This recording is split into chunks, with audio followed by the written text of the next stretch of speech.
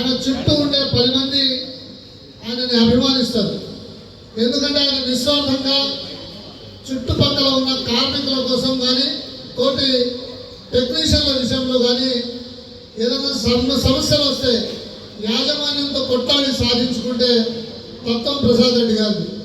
ఆయన ఎవరికి భయపడాడు. మేనేజర్ కానీ జీఎం కానీ కింద స్థాయిలో ఒక అండర్ మేనేజర్తో ఓర్మెంతో ఎట్లా మాట్లాడతాడో జీఎం స్థాయిలో కూడా అదే విధంగా మాట్లాడతాడు. అందుకనే ఆయన నాకు 1990 నుంచి తెలుసు. మేమిద్దరం కలిసి అప్పుడు హెచ్ఎంఎస్లో పనిచేసాం. అప్పటి నుంచే చాలా యాక్టివ్గా ఉండేవాడు. ఆ తర్వాత ఆ హెచ్ఎంఎస్ జాడి దుర్గయ్య గారు చనిపోయిన తర్వాత మేమందరం కలిసి ఏఐటీసీలోకి రావడం, అప్పటి నుంచి ఏఐటీసీలో పనిచేయడం. ఈరోజు ప్రసాద్ రెడ్డి గారు జిఎం కమిటీ మెంబర్గా అంటే రికగ్నైజ్డ్ యూనియన్గా ఉన్న యూనియన్లో జిఎం గారితో మాట్లాడే చర్చల ప్రతినిధులు 6గురులో ఆయన ఒక్కళ్ళుగా ఉండి ట్రేడ్స్మెన్ సమస్యల కోసం ఎప్పుడు ఆయన గొంతు వినిపిస్తూ సమస్యలు పరిష్కారం చేయడానికి ప్రయత్నం చేశారు. ఆయన సర్వీస్ అంతా అండర్గ్రౌండ్ R5 అంతకుముందు IK1 అని చేశారు. చివరి ఒక 2 సంవత్సరాల క్రితమే ఆయనకు అవకాశం వస్తే ఇంకా చాలా సంవత్సరాలు అండర్గ్రౌండ్లో చేశాను. ఈ 2 సంవత్సరాలన్నా నేను సివిల్ డిపార్ట్మెంట్కి వెళ్తానని వచ్చాను. ఆయన సివిల్ డిపార్ట్మెంట్కి రావడం మాకు ఎవరికి ఇష్టం లేదు. ఎందుకంటే మైండ్లో ఉంటే 1000-1200 మందికి లీడర్షిప్ చేసే ఒక ఆయన ఇక్కడ సివిల్ డిపార్ట్మెంట్లో ఉండే ఒక 70-80 మంది 100 మంది దగ్గరికి వద్దు అన్నాం. కానీ సరే చివరి సర్వీస్లో ఈ 2 సంవత్సరాలన్నా కొద్దిగా నేను రిలాక్స్ అవుతాను, నేను వెళ్తానంటే ఆయన ఇక్కడికి రావడం జరిగింది.